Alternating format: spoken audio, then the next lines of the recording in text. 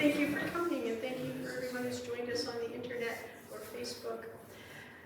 This is Black History Month, time for sharing stories that reflect on the treatment the Black community received from the moment of their forced arrival on this continent to how it shaped who they are today and the challenges they face.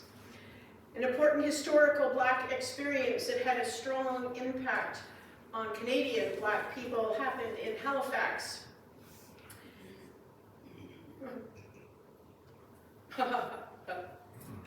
It sounded good, didn't it? Yes.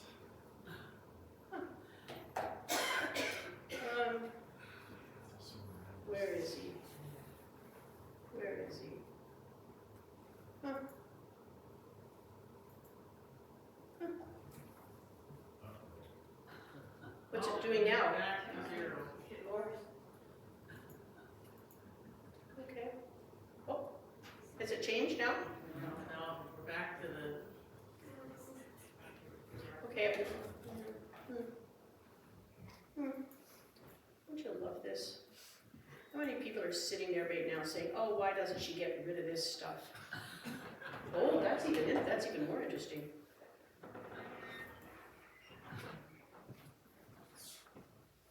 Hi, Pam. Hi. Hey, Pam. How are you for this stuff? I think I need to just go right.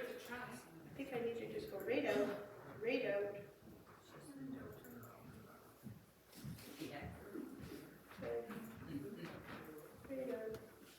No.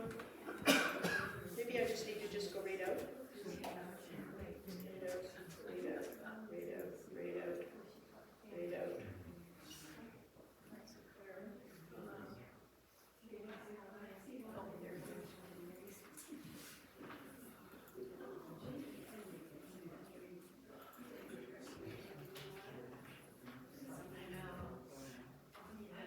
Have you ever done a reading book? Yes. Okay. Did you know that you can make the voice go really fast? There's an adjustment up there near the timer, and you can make the voice talk really fast and really interesting. And I accidentally did it one day, and I couldn't figure out what was wrong. And then I realized that there was this thing that could make the voice go really fast. So what I'll do is today I'll talk really fast, and then we'll be over at the right time. Okay, thank you. Did you just sit right there in that front pew, Pam?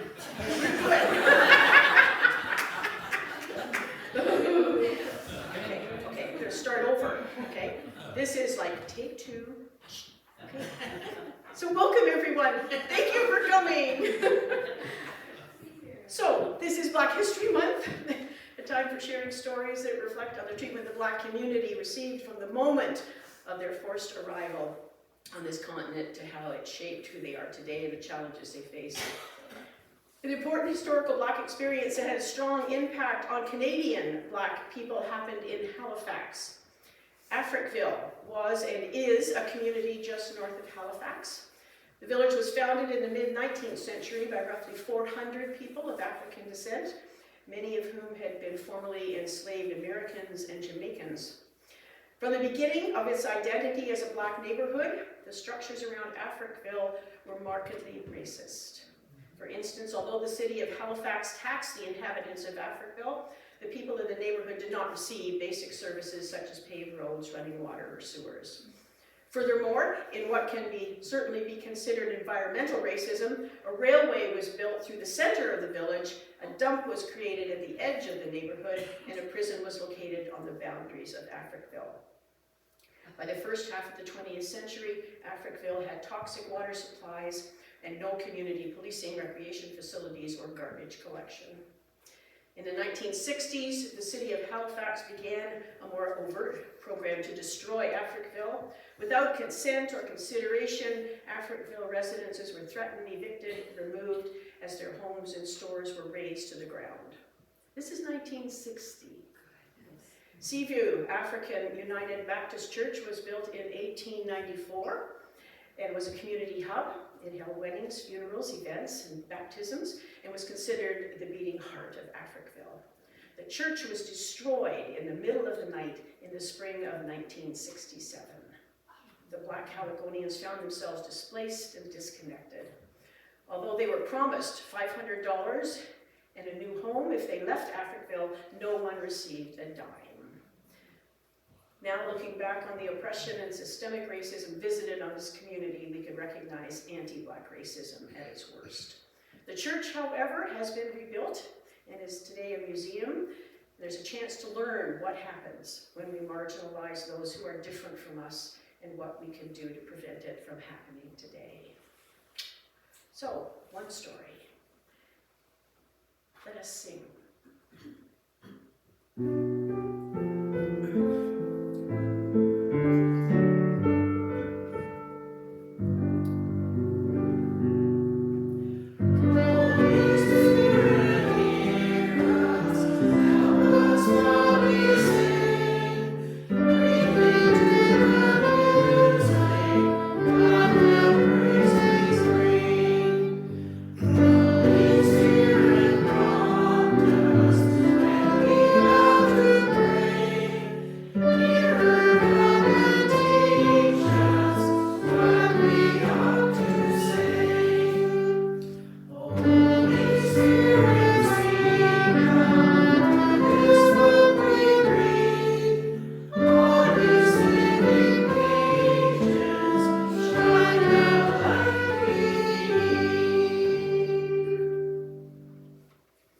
We come to worship today determined to follow the Christ, who calls us to a new understanding of fishing, we come to worship with open hearts and minds, and souls ablaze for justice and equality. we come to meet God and each other. Let us worship in love and understanding.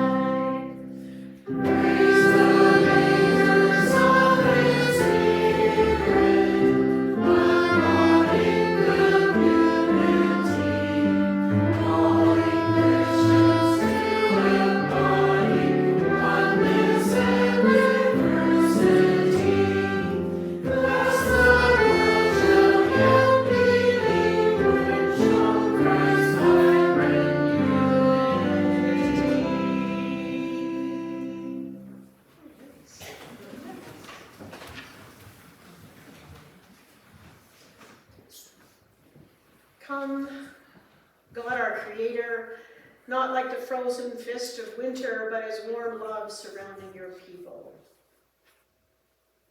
Come, Spirit, not as the bitter blast, but with wisdom and guidance to warm us.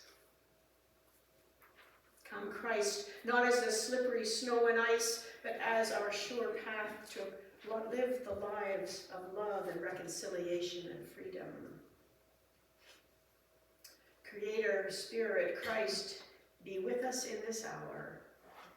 Be to us as living evergreen amidst the frost.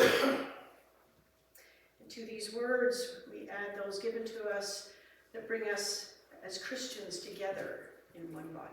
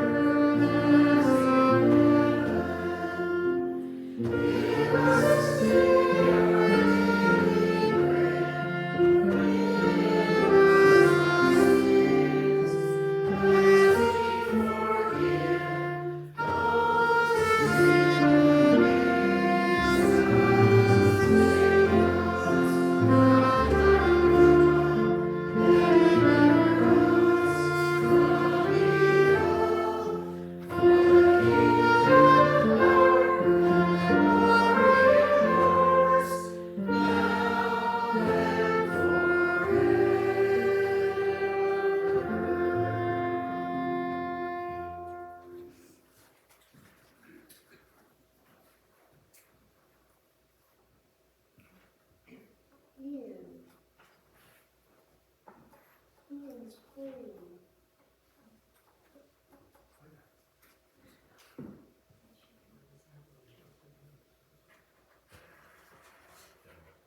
What? No, not you. Let my people go? We have it.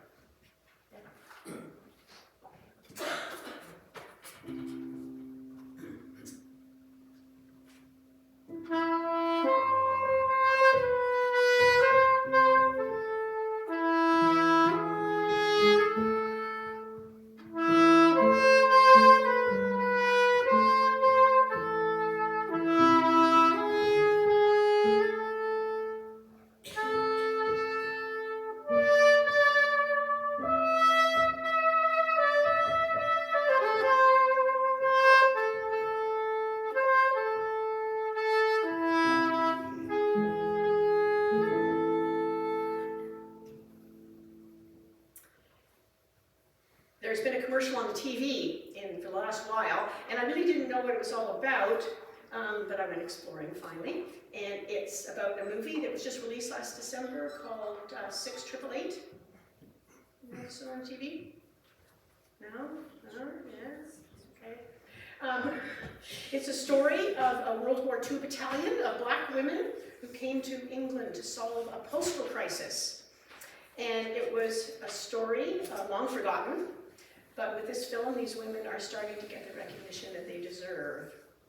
It was 1945, and as the war continued its grip on many parts of the globe, 855 women answered the U.S. Army's call to revive troop morale by clearing a 3-year postal backlog of mail that was destined for the front in England. They set sail to the UK and finally settled in Birmingham to join the 6th 888th Central Postal Directory Battalion. And they were given 6 months to solve this huge problem. But through 24-hour shifts, they sorted through 17 million letters and packages in half that time. In doing so, they helped boost the spirits of personnel on the front line who had lost communication with their loved ones back home. As a retired U.S. Army officer who served for 25 years, Colonel Edna Cummings said, "I seldom heard anything about black women serving in World War II. It's like they were deleted from history." Based at King Edward's School in Edgbaston, the women faced many challenges, including using outdated equipment, cultural differences, and gender discrimination. They worked in cramped, unheated, and dimly lit buildings with packages stacked to the ceiling. Many reported being surrounded by mice and rats, which sought out the spoiled food in some of the packages. Now, can you imagine 3 years worth of, cookies and fruitcake and that loved ones sent home? It must have been rank. Yeah. Despite this, they defy all odds and earn themselves a reputation for their efficiency and dedication. When they returned home in 1946, the unit, which also included some Hispanic women, were not given ceremonies, parades, or any public recognition of their accomplishments. However, nearly 80 years on, they are finally getting the recognition through this film. Colonel Edna Cummings was instrumental in fighting for a congressional medal for the women, and a monument was dedicated to them. It was installed in Kansas in 2018. 3 years later, President Joe Biden signed the 688 Congressional Gold Medal Act of 2021, awarding the women America's highest civilian honor. But who were these women behind the accolades? They were just modest pioneers, much-loved mothers, grandmothers, and pillars in their community. They joined to serve in times when racial tensions were high, society was divided by segregation, basic human rights of Black people were bound by the Jim Crow laws, which remained in place until the 60s. They were denied equal rights, and they were not allowed to use the whites-only public facilities such as schools and parks. And yet, these 855 women said yes to the call to serve, to help others far from home, regardless of race and despite hardships. May we also take up the call to serve. Let's sing.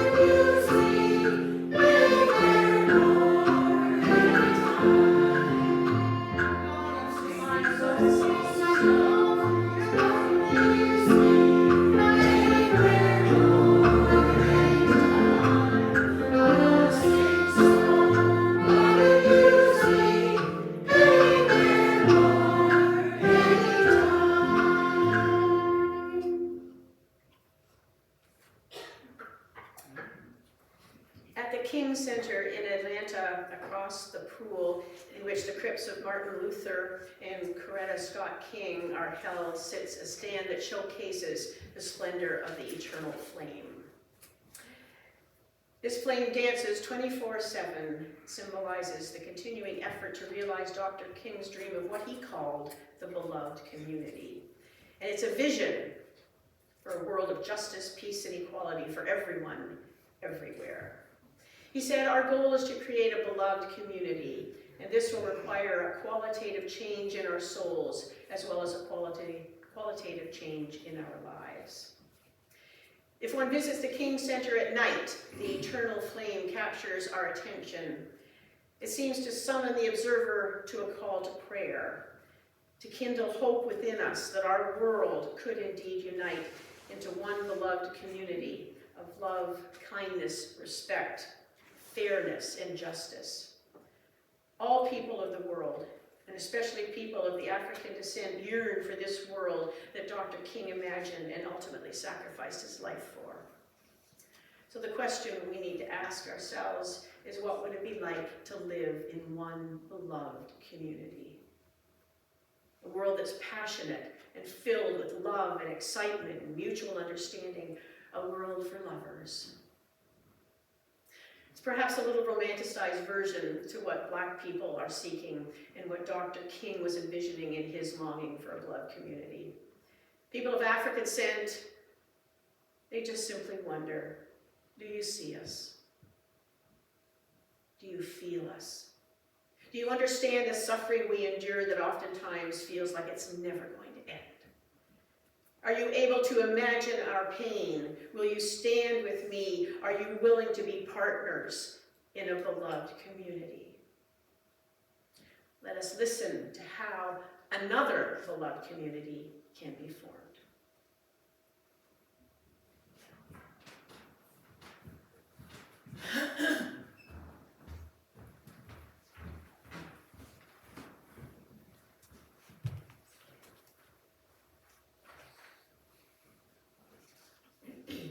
Good morning, everyone.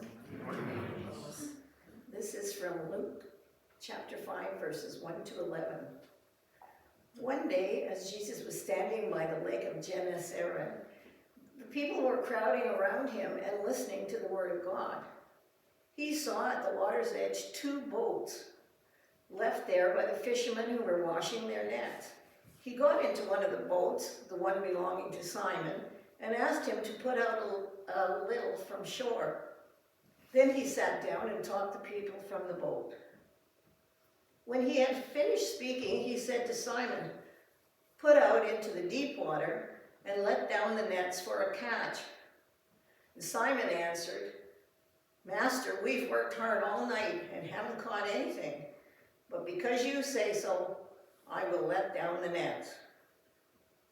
When they had done so, they caught such a large number of fish that their nets began to break. So they signaled their partners in the other boat to come and help them.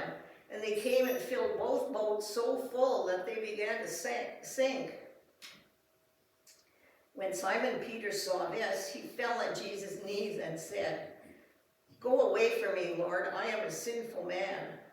For he and all his companions were astonished at the catch of fish they had taken, and so were James and John, the sons of Zebedee, Simon's partners. Then Jesus said to Simon, "Don't be afraid. From now on you will fish for people." So they pulled their boats up on shore, left everything, and followed him. May we take this story, celebrating with all who were affected, but also looking for a message it holds for us today.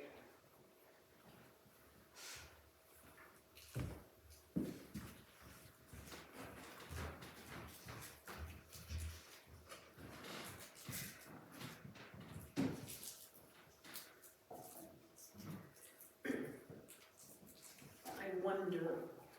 That's what I'm always doing, is wondering. In Luke's gospel, it isn't really clear how Jesus initially came to know Simon. I wonder. We're told in a previous reading that he cured Simon's mother-in-law, but then he moved on and he appears to have left Simon behind, and it appears it was just a one-off casual meeting. Our passage today begins with the words "just one day," as if a certain amount of time has passed since that happened. Jesus has moved on, gathering followers along the way. They must have been interested in what he had to say, or at least his ability to heal their loved ones. It got to the point, though, where they were pressing in on him, and I wonder if he feared that he might end up in the drink. So he thought it best to borrow one of the boats to speak from, maybe so that he could sit down once in a while. I expect sermons in those days were rather long compared to those we offer today. So he was lucky in that he recognized somebody there. He recognized Simon. And of course, he wouldn't have likely refused him given what Jesus had just done for his family. And then after he had finished for the day, and perhaps as a way to say thank you to Peter, he suggested that he put his boat back out into the deep water and do a little bit more fishing. Now, Peter thought that this was a rather fruitless activity.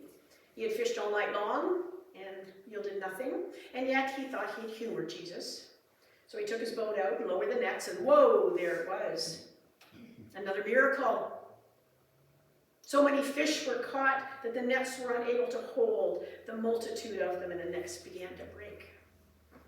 What a wonderful problem for a fisherman to have.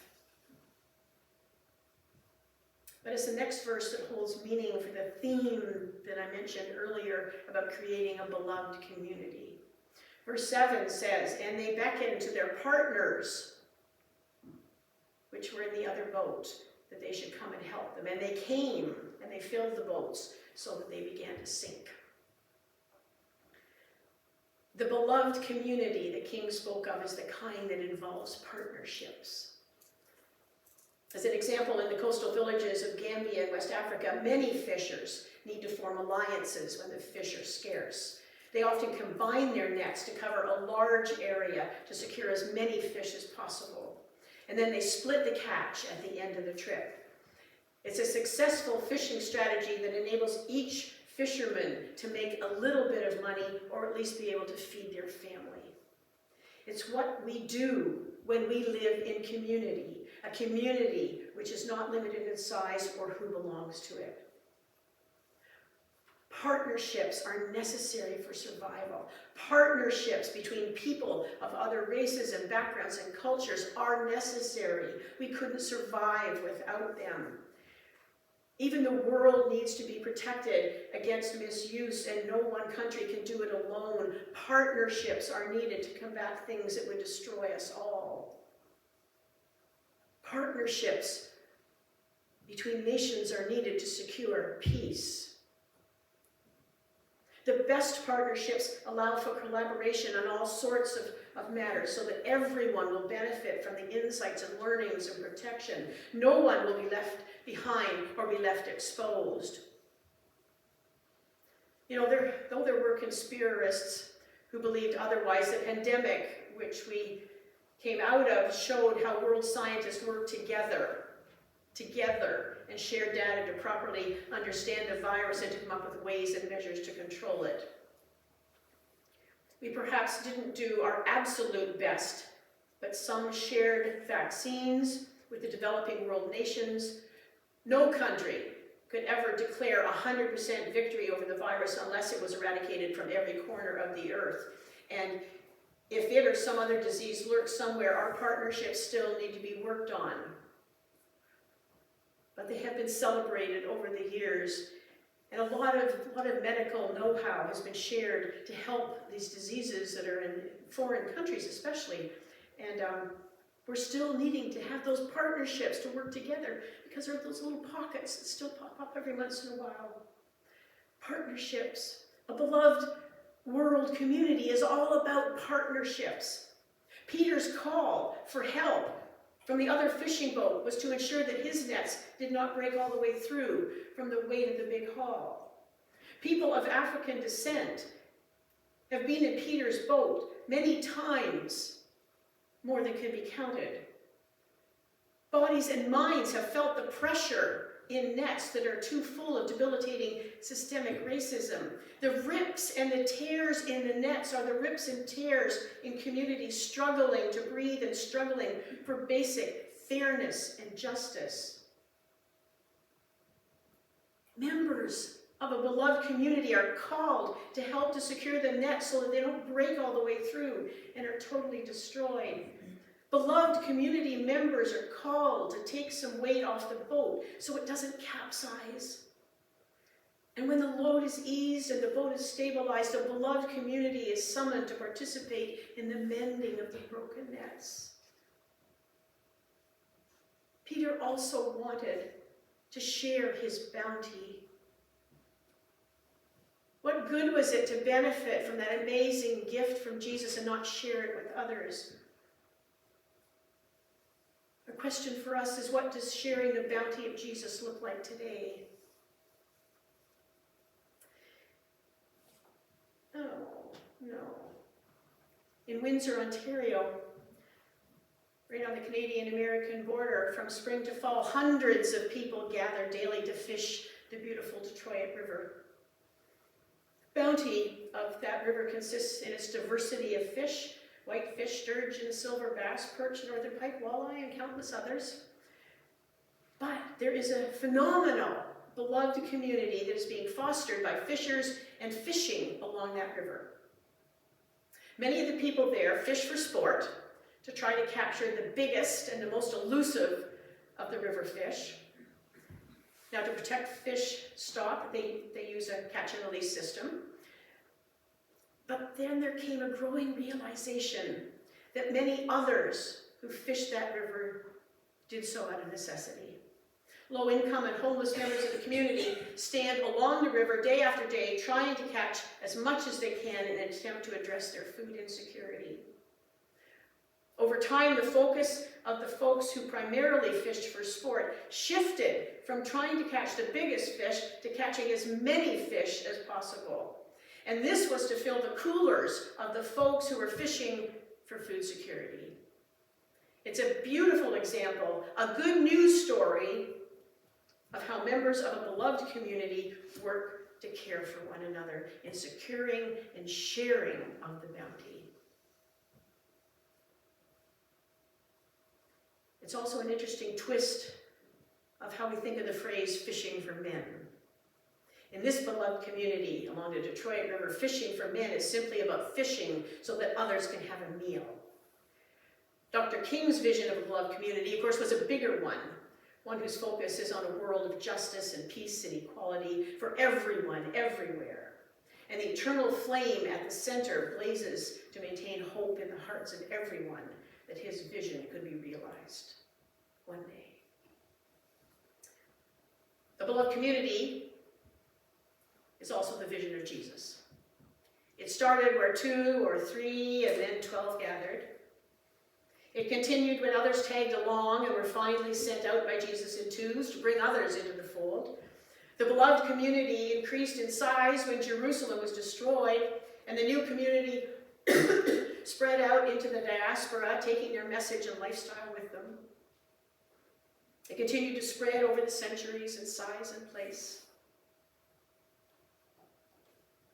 Sometimes, sadly, though, it lost its focus. The community came to be led by self-righteous, arrogant leaders who allowed it to become an exclusive and judgmental institution. During certain years of its life, I think it lost its beloved status in Jesus' eyes. It was not a community that lived into God's plan for the people, God's hope for creation. So the question for us is, how are we doing as a beloved community at St. Paul's Emmanuel? Do the churches in this community come together as a beloved community? As denominations, how do we share resources working together so that we can benefit more people in better ways? As different Christian faith communities, how do we celebrate our common beliefs and goals?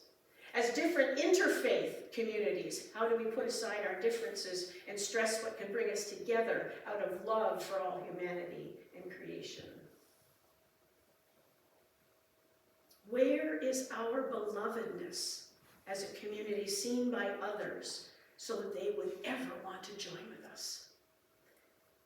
Is the Spirit excitedly dwelling among us, encouraging us, inspiring us to do and be God's beloved people? Lots of questions. Let us sing with hope that this may be so one day. Oh,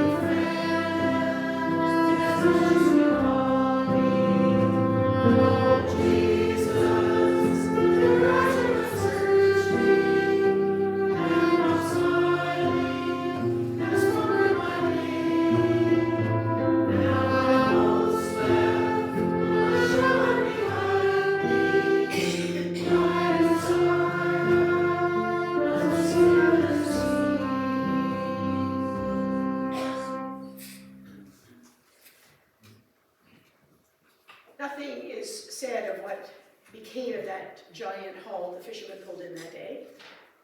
Obviously, they didn't keep it. They went off with Jesus. Let's hope that they left it to be shared among those in need.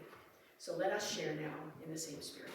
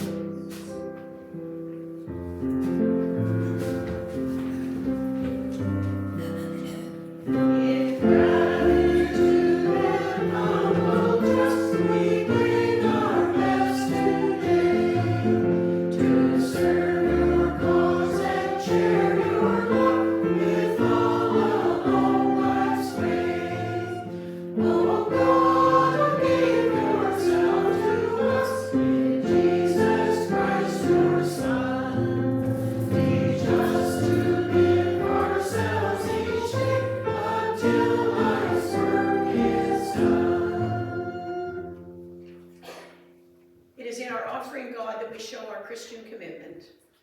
And we are committed to sustaining the work of our local church, committed to building up ministry in this community, committed to serving the wider church through our mission gifts near and far.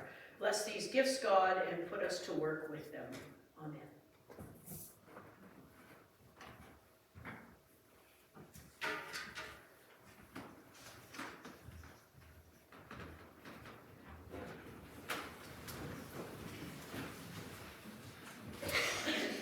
What's happening? We're going to have a church love lunch next Sunday after church, so yes, just plan to come. It's all been planned. So plan to stay after church for lunch next week. The book club, we're sort of, the library can't get the books that we planned. Yeah, so anyway, she's going to keep going on it, but it's a newer book, so it's hard to get. So we're still planning on figuring out. She suggested we pick another one in the meantime. Yeah, so we're going to pick another one, yeah. So if you have a favorite that you want to tell Lois about, the funeral for Alvin Lane is going to be held on Tuesday, February 18th. Is there a time for that? 9:30, visitation. 9:30 in the morning. Okay. Services at 11. 11. Oh, that's good. Okay. 11 o'clock. Visitation at 9:30. We have a benefit jazz concert coming up in Haleybury at the Anglican Church there, St. Paul's, right? Is it New York? Yeah. And of course, Ian and Sylvia are participating And in. Dan Dutton and Mary Light. And Mary Light, And yeah. Brian Matheson and Yeah. a bunch of local. Yeah, there's local people here, so we need to go down. Zach's Crib at 2 o'clock. That's 2 o'clock. It's at 2 o'clock, and all the benefit proceeds go to Zach's Crib. And it's just not all jazz, like Dan and Mary are playing in the bleak midwinter, and there's, but there's other things like doing Georgia on my mind, and some of the. It's wonderful music, Yeah, and if it's a you've ever, bunch of stuff. yeah, and if you've ever been down to the coffee club, coffee night down at St. Paul's in Illustrated, which is the second Tuesday of the month, Yeah. right? You'll have heard them play, and it's just mesmerizing. Get you going. Yeah. So we need to go. 2 o'clock. We talked about possibility of having a games night. Those are the sort of the dates that we talked about. Maybe next week. Maybe it's the week after, the week after. Yeah. So just think about it. A games night. Maybe serve a spaghetti dinner beforehand. I don't know. We just need to sort of join in with the festivities around town for the winter carnival. Okay. Good news story. Of course, I mentioned the one in the reflection, but then Dawn came up with a good news story today. Dawn, stand up. Stand up. Stand up. Here's a good news story. Twirl around. Twirl around. Twirl around. Okay? Dawn's shirt. Now you need to go up and feel Dawn's shirt. Dawn's shirt is made of 30% plastic bottles. So isn't that a good news story? Yeah, so Lois was saying she didn't want to iron it for fear it started melting. But it feels just lovely, like it's not, it's not hard like you might think, it's beautiful. So let me feel done after, give me a break. Yeah, it's a good news story. Yeah. Randy left us with a little trivia thing, and it was funny because it was just a fluke that he did it. And it's all about the Beatitudes, which is our reading for next week. So it's amazing how the Spirit works. But so I'm going to leave it with you. I don't expect an answer, unless you really want to yell it out. So where are the Beatitudes found in the Bible? Does anybody know? Okay, and if you can, name one of them. So if you don't know where they are, how can you name one of them, right? So that's what I want you to do. Find, wait, pardon? Blessed are the poor in spirit. Yeah. Oh yeah, man. Gold star to that lady back there. Yeah, come back next week. There's a little, it's a little thing here. Yeah, find out where they are. And yeah. Is there anything more going on? No? Nothing more? Okay. Dale Rooney is having a birthday next week, on this Saturday. Didn't he just have a birthday? A year ago. He's Time flies when you're having fun. He's what? 7-0. 7-0. Would you like to sing? Shall we sing happy birthday to Dale? Happy birthday to you. Happy birthday to you. Happy birthday, dear Dale. Happy birthday to you. And you even got a check from the government to celebrate this week. Yeah. Wasn't that wonderful? Yes, I hope everybody got their check this week. Go out and spend it on yourself, okay? Just treat yourself. Yes. Oh, this is a picture of that little smallest church. That's it. Now, it's sitting in the middle of slime there. Believe me, that's water, but it's rather green in the picture. So they say it fits too comfortably. If they rearrange the chairs, it can get in 4. Yeah. But, cool little place. Yeah. So, everybody's living in uncertain times. Many of us are anxious. Doesn't matter what corner of the world we occupy, any number of concerns, plague, thoughts, affect daily choices, cause us to question how secure we are. This isn't a new state of affairs. Someone, somewhere, at some time has always felt this way. Those who have a connection to something higher than them have often found comfort in prayer. So we're going to join them with our voices and sing a couple of verses of Kumbaya before we begin to pray.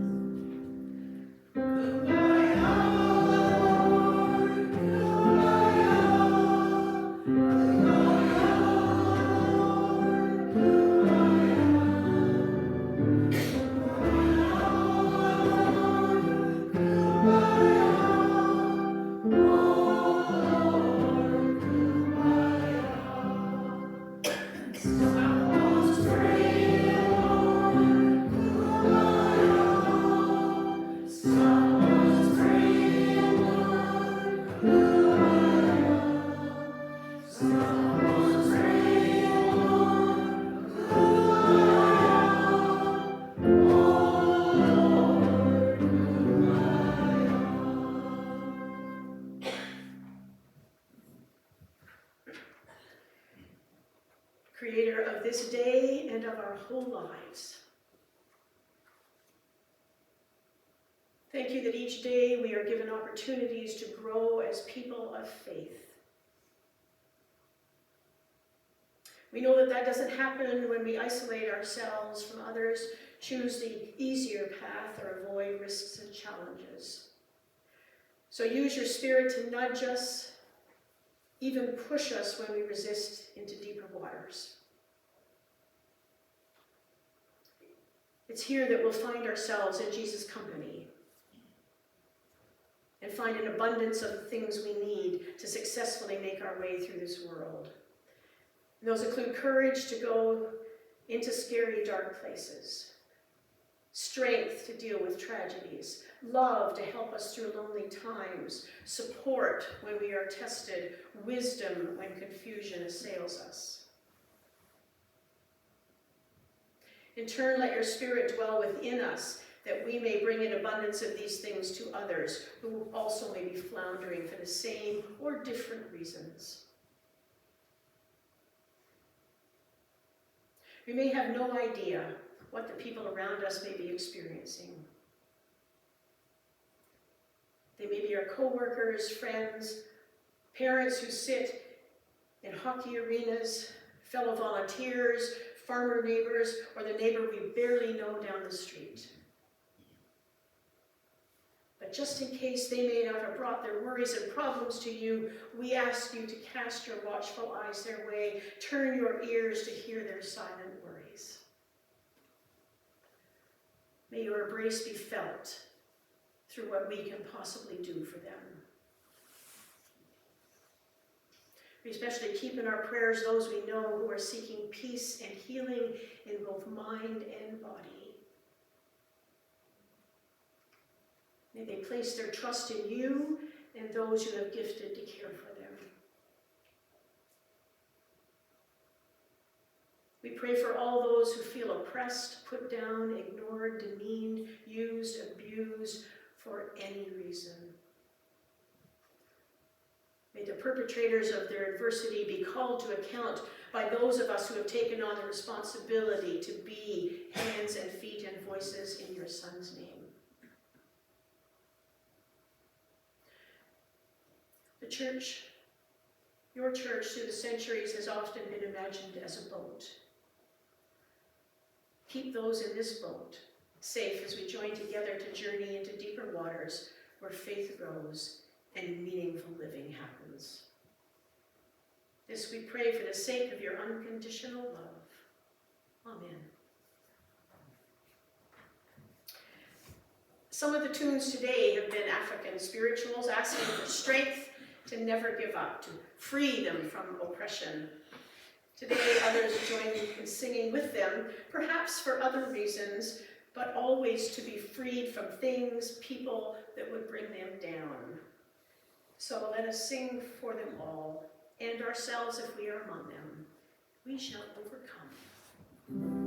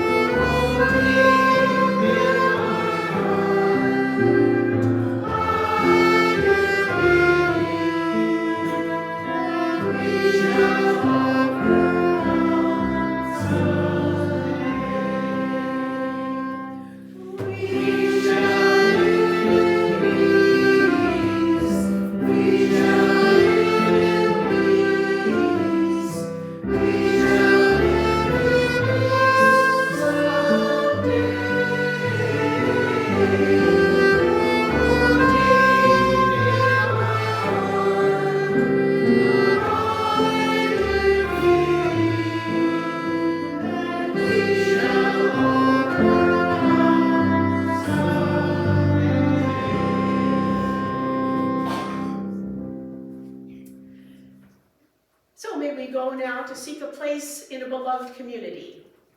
And there are many of them, where all people are known and acknowledged, where partners and allies can be found, where all people work toward love and fairness and understanding. So let's go with the hope of Jesus that these communities can be great things because they need all of our help.